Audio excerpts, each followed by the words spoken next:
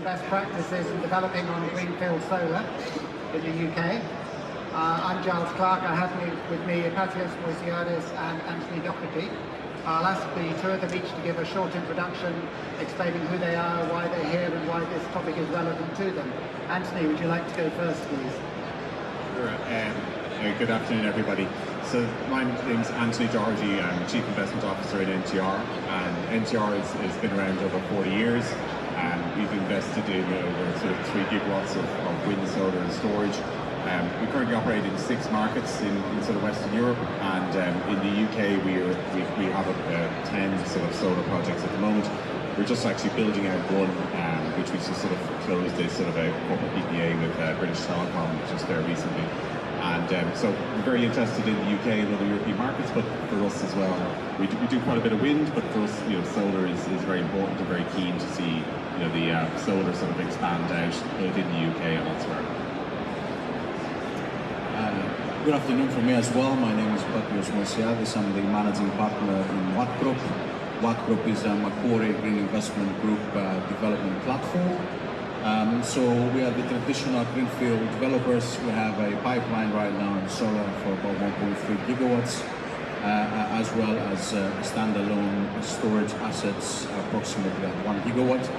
And we are facing pretty much the issues that we're going to discuss, or we're going to be speaking out of experience to the client, trying to give you the best practices and how we think we can best mitigate issues we face.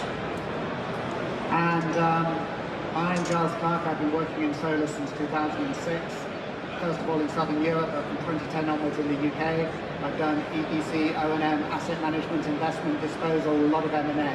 From 2013 to 2017, I ran Primrose Solar, which acquired the rights to and then built 253 megawatts of projects in the UK, which we then sold. And I sit on the board of the Gresham House Renewable Energy VCT2 PLC, which is a listed VCT which has an ownership stake in about 30 megawatts of old legacy feed and tariff ground-mounted solar and a little bit of rock. So I've got fairly broad experience of dealing with assets as they go through development planning and in the back end of the life cycle. The purpose of the session, the way we'd like to run this, is we'd like to make this as interactive as possible. We live in wild and crazy times, so we're going to do a couple of introductory points, and then we're going to ask for questions from the audience. We've got 20 minutes. We could probably talk for an hour about the state of the world, but we'd like this to be audience-driven. So, gentlemen first, if Ypatios would like to go first, can you just start by saying, as a veteran of the UK solar industry, what's different about developing in 2022 versus, say, 7 years ago in the first phase of the first full flush of the rock pool? What's changed? So I think the development has become much more professional, and I think it has evolved massively over the years. What you need to do now is you need to involve a lot of tools from the beginning. You need to have engagement with the local community from the start, from the get-go. And there is something that we need to note, that despite the growing support from the public on renewable energy and renewable energy projects, we still have 2 issues that we face on the licensing and regulatory environment. One is that you have many more planning permissions that have failed or being rejected.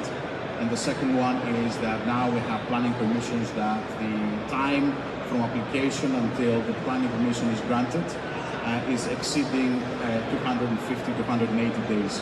So there is a serious issue on the planning side of things that we at the industry are trying to address, and we are proposing things to pay as an off-jump to see how we can mitigate that. The second thing is that we have moved already into an unsubsidized market, away from the subsidies. So PPAs are the name of the game right now. However, the PPAs at the current state in the UK, despite the fact that it's a liquid market, we still have a lot of uncertainty, both from potential off-takers as well as investors, in order to be able to structure PPAs for at least 10 years. That we see it's the optimum tenor for us at the moment as developers. So we need to utilize a lot of digital tools from the beginning, systems like GIS systems, development systems, You need to invest a lot in community engagement, and you need to do a lot of work on the site selection from the start. On grid, you can talk about grid for days and days and days, as in every other country. But I think site selection, careful site selection based on criteria and a lot of intelligence digging is where I would see things now. So maybe to add to that, probably the three main changes would have seen over since the old rock days is just probably first of all in project size. So the days of the 5 megawatt projects clearly has come to an end, and sort of the much larger projects make a huge amount of sense. So like as an investor ourselves, it's much work to look to invest in a 60 or 70 megawatt project than as a 10 or 15 megawatt project. So I think project size is definitely sort of ticked up, and developers are very much on that case. I suppose it does depend actually in terms of grid availability, and optimizing where you are in the country in terms of the access to the grid is a factor, but the larger the better is probably definitely one takeaway. And also that works all the way right through in terms of supply chain as well. EPC contractors will focus more on larger projects, and there's been huge volatility in the whole EPC market over the last year or so. Probably the second thing, and which has already been touched on, is just on the revenue piece. Again, you need to be much more nimble, and in terms of where you've got the CFDs are back, which is great, and so that gets you there 15 years. And for raising debt, it is can be quite attractive, but it's very competitive. Interestingly, if you look at the corporate PPA market at the moment, the market has flipped. So it used to be very much a buyer's market, whereas now the generators do have that sort of bit more power at the moment, particularly just given where power prices are. So, but it's like, I suppose timing is everything. So for developers who are bringing projects closer to ready to build, it's all going to be about how quickly can you get your COD in 2024 or 2025, and or even next year. So that whole the sophistication around the revenue piece is not to be underestimated, particularly in terms of monetizing value for a developer. So so it depends on where developers want to, if they want to exit at a ready to build stage, or they want to try and pull together the contractual structure.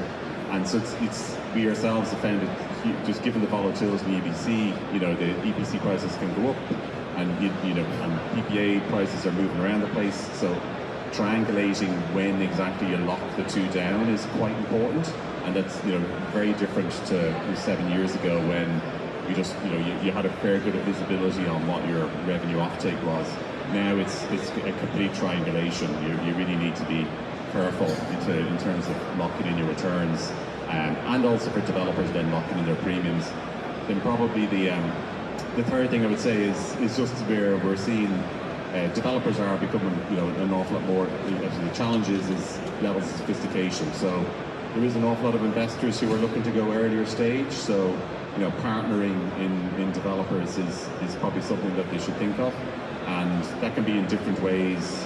The market is quite buoyant at the moment, so we're seeing people are putting themselves up for sale, or you can create sort of partnerships to share value. So being I think there's a shortage of development projects at a particular stage. So there is plenty of investor cash out there. So I definitely would say to developers to think about how can they best position themselves to make sure they get a just reward for their efforts. We're about halfway through, so can we start with questions from the audience? I have a couple more things I can ask them. But has anyone got a question they'd like the panel to address, please? One over there.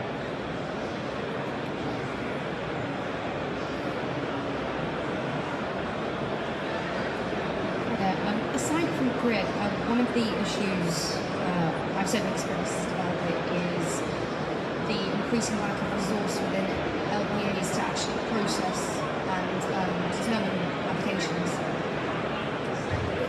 Is there anything that can be done industry-wide, maybe national level, in terms of making sure there's more resource to process more applications? As you said, the determination timescales just keep stretching and stretching and stretching. And whereas before you used to be able to have to tease out some issues pre-submission, now you have to go through the post-submission kind of clunky process and keep going, to and fro offices, and it's taking forever. Yes, I can perhaps reiterate the discussions we're having within Solar UK, the association that represents solar in this country. So what we see is planning authorities being massively under-resourced. And so we have the same sort of officer looking at a house, a residential planning for a house, an extension, and the same officer looking at a massive investment which could be 40, 50, 60 million pounds. And of course, first of all, there is lack of education and knowledge. Second of all, there is lack of time. So as an industry, what we're proposing is that we take part of that cost, and either we train up or we help the local authorities resource up, so we pay for the extra planning officers that they need, and we train them up properly in order to take the decisions necessary. It's one of the more sort of practical, if you would like, solutions that we're discussing right now and we are proposing. But other than that, it's a political pressure, and we need to be able to allocate resources where we can deploy green renewable energy as much as possible, as soon as possible. And it's unfortunate that we've had to reach that point to understand that. No matter how you say it, the only resource that you can deploy and can be deployed immediately is green energy through solar farms and maybe onshore wind. Everything else takes maybe 5-10 years until things materialize. Okay. For what it's worth on this, I think we're the victims of our own success. When we had the first boom, we were building maybe 2 gigawatts a year, and some of that stuff had been in planning since 2010. But if I believe Solar Media on pipeline, there's a vast multiple of that in terms of sites trying to get through planning, so we're victims of our own success. Everything is under-resourced at the moment. 250 days isn't bad. Next question, anyone? Go on. By the way, in the scope of development, we can include financing, construction, anything from having the first idea to signing off on a completed asset. It doesn't just have to be about the pure development to RTB stage. Go on. You mentioned about community engagement and doing that from the very beginning. At what point do you actually mean the beginning? And sort of, how do you think the best way to get the community on board with EV in particular, but any project really?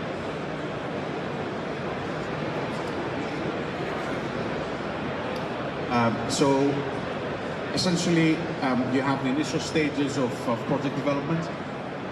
So you do your own sort of due diligence, you do your design, you do your, through your systems and tools, you create your execution and so on. So once you identified that project that you want to take forward, you've done your financial planning, and that seems doable. Yeah, it's approved. Then at that point, before you start even the licensing process, you need to start engaging the local community, right? And also you need to see what are the local issues and problems. So you need to identify the objections and address the objections, because sometimes the objections are based on misinformation and misconceptions, right? So once you identify the real objections, why someone is objecting on something, or what are the real issues in our local community? Is it unemployment? Is it health? Is it, I don't know, whatever, okay? Then you need to be able to address that, and you need to become, or to persuade the local community that you will become a valuable partner in what they do. And I know it's difficult, and I know that sites are going to be flipped many times, but some of the foundations you put from the beginning can follow a project through, no matter who the end owner or the operator is going to be. So just to add a couple of comments, check out grid. So naturally the whole grid access and timing is a huge piece in terms of the sooner the better in terms of the access to grid, but then also your grid access will give you, an idea on what size, and then it's in terms of your land options, try and make sure you don't overpay, because make sure they're pretty competitive to keep your levelized cost of energy sort of overall the same, and really then you're then into your whole planning processes, which is already covered. For me, quick answer on that point. So I've seen projects, or almost every project that I've ever done has had some degree of objection. They've all had, on balance, majority support, and they've all gone through planning successfully. But there are, first of all, there are always some people who will object, who think solar is the devil's work and we shouldn't be doing it. The planning officers probably won't pay much attention to that. Where you will get problems is people who live nearby, who complain about screening. You can address that through vegetation and things that the perimeter. You may get big problems from people with large, like, one project I built had a large estate about 5 miles away, and they were very, very concerned about sight lines, and they could see a very long way, and they had money. So you need to think about those. You also need to think about the specific area you're working in and what they care about. It got very difficult to do solar in Dorset about 6 years ago because a developer called BSR tried to do some solar on sites of sort of special scientific interest, lots of birds and stuff. And the local sort of West Dorset bird people got really educated about solar and really aggressive and really anti, and entirely understandably started objecting systematically to anything in that area. So if you want to build in that area, make sure you find out who's going to object in an informed way and try and get them on side and think about what you can do to mitigate. We've got about 4 minutes left, so quickly, about a minute each please. The biggest problem this year is political and regulatory uncertainty. We don't know who's going to be Prime Minister next week. We don't know which grade of land we're going to be allowed to use. We don't know what the economics of projects are going to be. We don't know how sterling is going to trade against the euro and dollar in which we price our kit. We don't know what the cost of debt is going to be. We don't know what taxes are going to be. How do you manage development in that environment, please, gentlemen? How do you keep projects alive? Yeah, so well, probably the single biggest question at the moment is this cost plus CFD. So what exactly is that going to be? So because that has a huge impact on project development. Because EPC costs are still high. They're due to sort of maybe tail off a little bit towards the end of next year in panel prices. If you look at amount of silicon around and so on.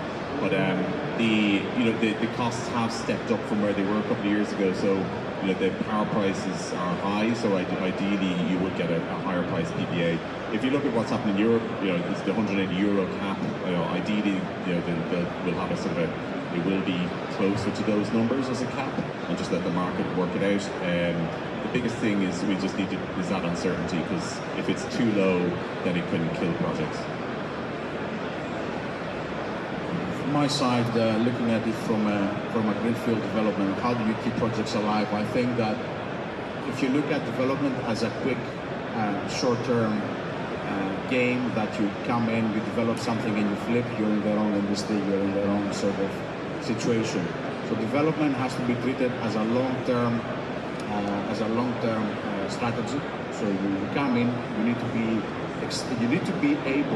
to have the DevEx there in order to retain land rights, to be able to take that hit for 1 to 3 years.